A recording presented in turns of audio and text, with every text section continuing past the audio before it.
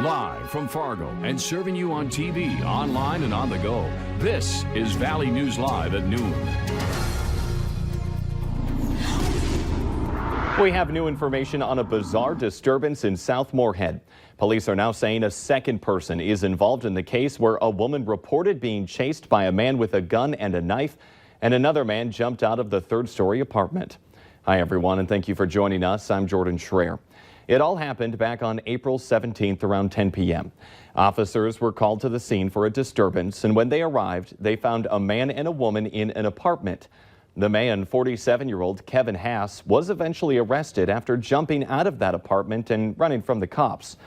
Now, police are saying this guy, 23-year-old Alejandro Vasquez, was the one who showed the victim a fake gun before robbing the people in the apartment. He now possibly faces charges for aggravated robbery and possession of a controlled substance.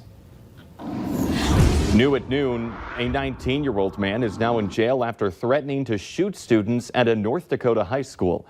Police say 19-year-old Brent Basquin sent out a meme saying that he was going to shoot students at Legacy High in Bismarck. Authorities also found mushrooms in his backpack. According to jail records, he has not been charged but has been arrested for terrorizing.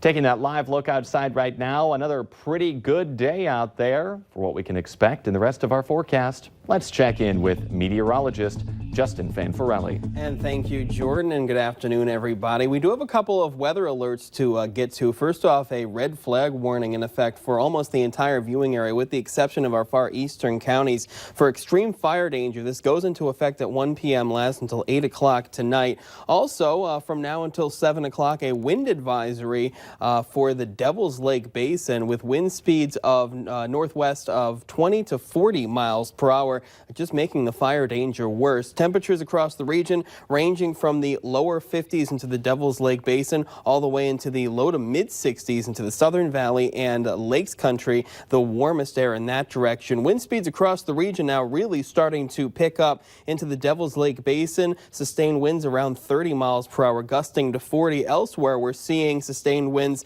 25 gusting to 35 miles per hour, and that will continue to pick up going through the afternoon. Otherwise, mostly sunny skies, a few passing clouds around, and that's going to be the story. Windy with a lot of sunshine. We're reaching our high temperatures early afternoon, around 66 in Fargo, before that northwesterly wind cools us back down into the 50s. We'll tell you what to expect as we finish the work week and go through the weekend. That's later in the newscast. Thank you, Justin. And speaking of that red flag warning, an emergency manager in the Southern Valley says things could go bad in a big hurry today if any fires ignite. Charlie Russell of Dickey County says vegetation is dry, humidity is very low, and the winds, as Justin mentioned, are gusting, and that combination could make small grass fires grow out of control quickly. There's worry, especially for the Fullerton area, because floodwaters have closed some roads, and getting emergency vehicles where they need to be could be tough. Russell has already asked for mutual aid to help if any fires start, and is even on Facebook telling farmers and grain elevator workers that they might be called on to help too. Meanwhile, some firefighters got an early morning wake-up call for a couple of grass fires in Cass County. One around 4:30 near Davenport, and another around 3:15 just north of I-94 at the Buffalo exit. And they may be a sign of what's to come as things dry out this spring. There is no word yet on the cause or how bad they were, but it's the kind of thing that safety officials are watching out for. Look at this map. Cass is among several counties in the valley that are under the high fire danger. The Fargo Fire Department says because of that risk, there is no open burning allowed in the city right now. As our weather warms up and more creatures venture out, the risk of getting rabies increases. Rabid wildlife can transmit rabies to unvaccinated cats, dogs, and farm animals, which then pose a threat to people. The Departments of Health and Agriculture recommend taking the following precautions to decrease the risk of rabies. Keep dogs, cats, ferrets, and horses up to date on their vaccinations for rabies. Try to keep stray animals and wildlife, especially skunks, away from pets and livestock. And do not leave exposed garbage or pet food outside, as this might attract wild or stray animals to your home or yard. And do not approach any unfamiliar or wild animals. Former Vice President Joe Biden makes it official, announcing he will enter the 2020 race for president. Biden joins the most crowded field of Democratic contenders in history. Susan McGinnis has the latest from Washington. I'm announcing my candidacy for President of the United States.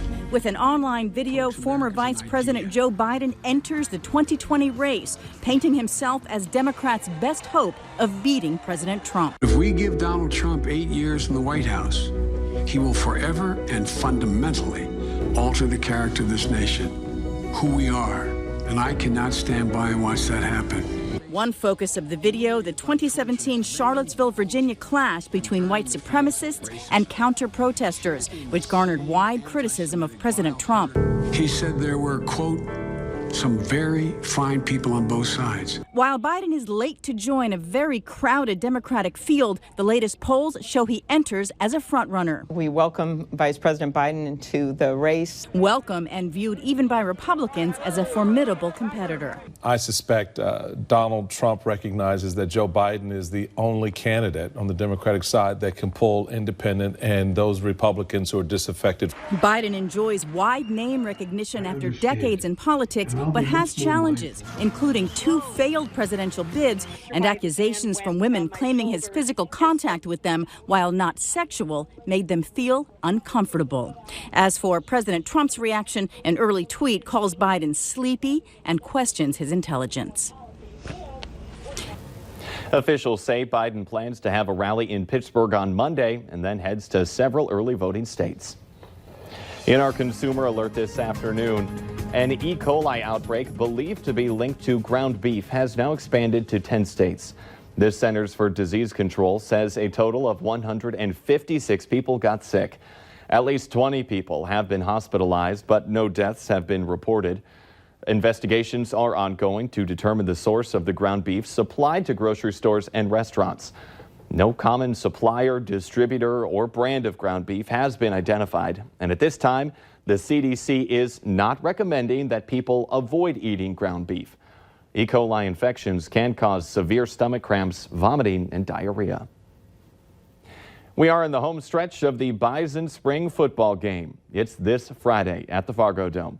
Join us from 6:30 to 8 in the evening on the KVLY Bison Football Network for full coverage of that green and gold spring game. Wheel of Fortune will then air right here on KX4 at 6:30.